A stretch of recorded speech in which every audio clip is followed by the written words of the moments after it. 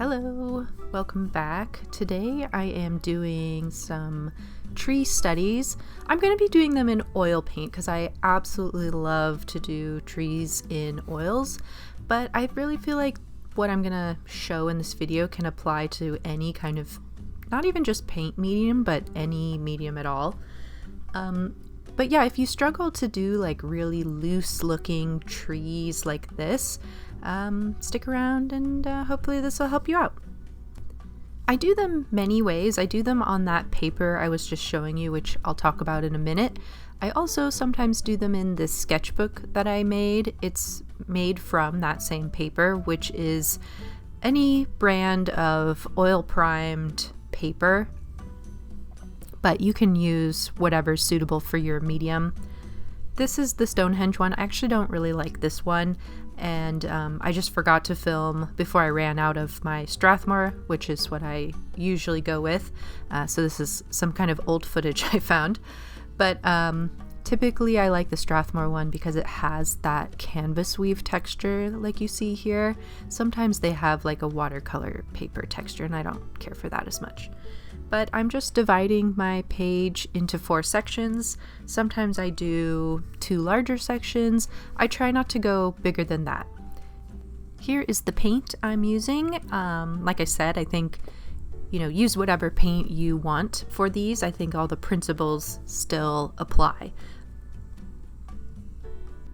So I end up doing 4 tree studies here, and they go pretty quickly. So I may talk about things that aren't necessarily happening as we're seeing them, but I did want to talk about some general principles before I got into more specifically what I'm doing, and maybe we'll do that when I get to some of the later tree studies. But I'm really not focusing on anything but the tree.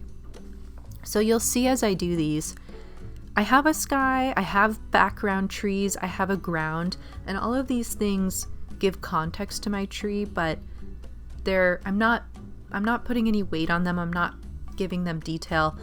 I'm not even really caring if I got the colors right for them. I'm just sort of, they provide context and they help me carve back into my tree, like you can see I'm doing here with my sky.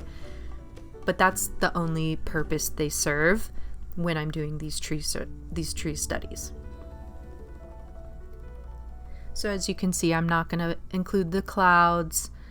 I'm not going to have any kind of gradient shift going on. It's just about carving back in, because we have only 2 options when we're painting, right? We can place paint down and make our tree shape, and then we can use our backgrounds to carve back in and refine further our tree shape.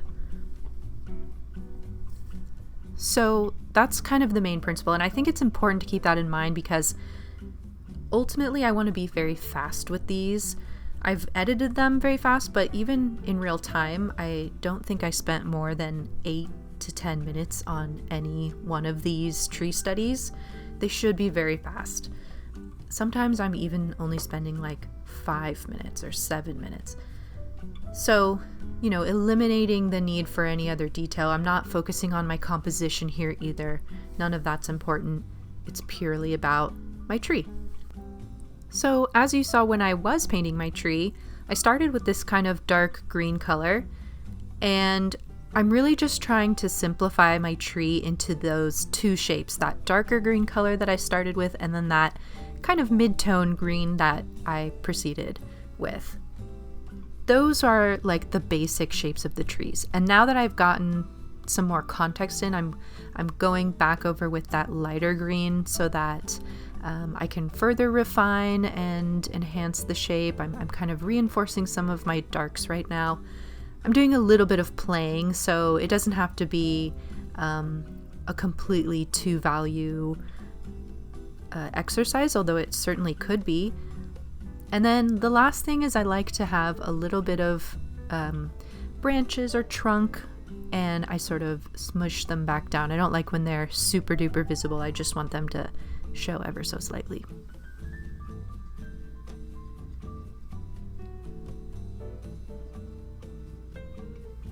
Okay, on to the second one. I really like how this one turned out in particular because I just think this reference maybe lended itself a bit better to being painted, having these like two kind of main sections. So I really wanted to emphasize that. That's another thing that I think about when I do these tree studies is what is it that I was drawn to about the tree, and like why did I feel the need to paint it.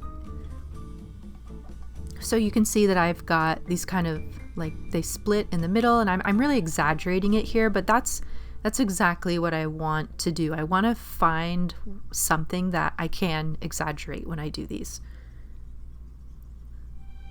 Another thing that I like to do is even just have 4 tree studies of the same reference.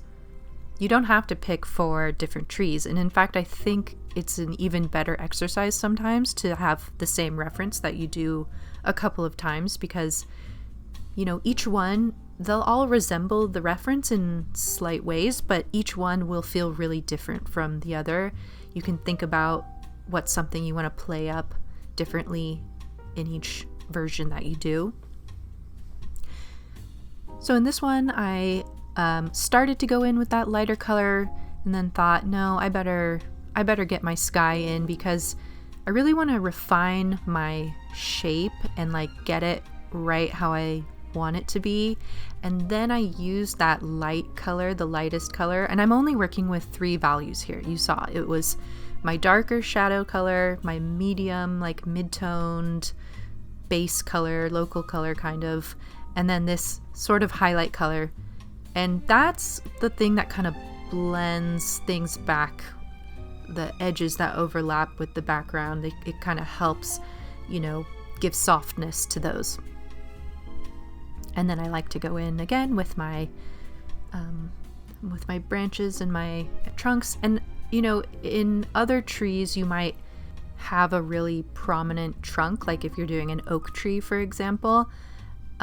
I also love to paint trees like that. I just kind of approach them a bit differently. So this is one style that I like to do, and then I have maybe a different way of approaching those trees. But I think the principles still remain. I mean, you don't have to apply these to trees at all. It could be boats, it could be buildings, it could be birds. I mean, it could be anything.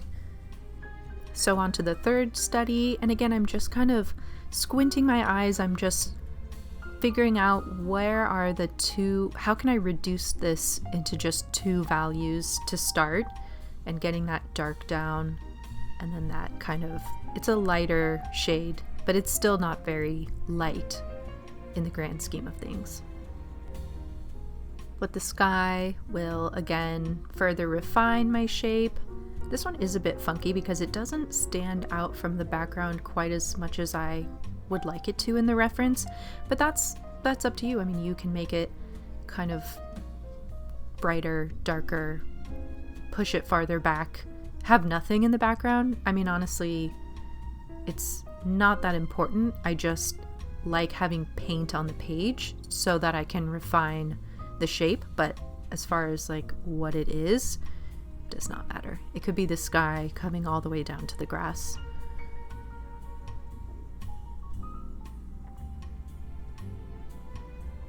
And you'll notice maybe that I'm not even really that focused on hue, on my colors specifically.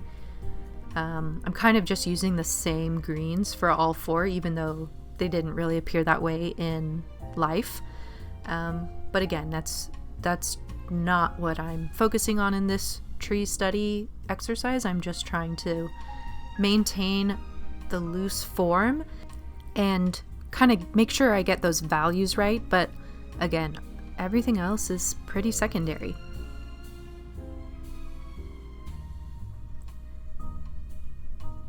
I think the form is quite important though, not just my values, but obviously we want it to look like a tree, but I also want to experiment with the stylization.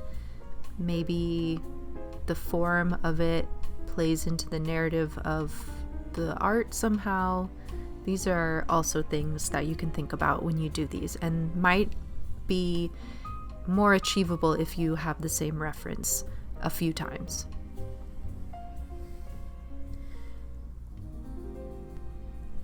So for this last one, I'm just going to let the music play, and I'll pop in at the end.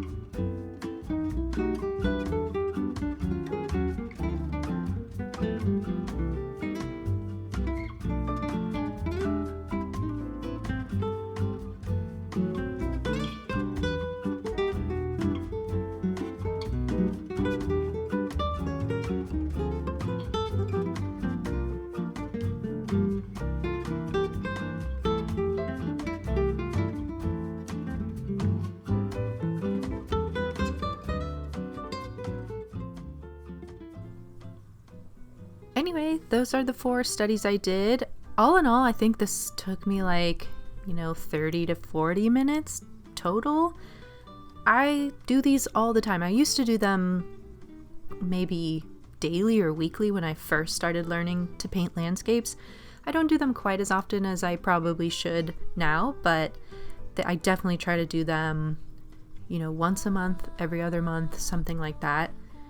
I hope you enjoyed, and if you have any questions or you want to see anything similar, please let me know, and I'll see you in the next one. Thanks. Bye.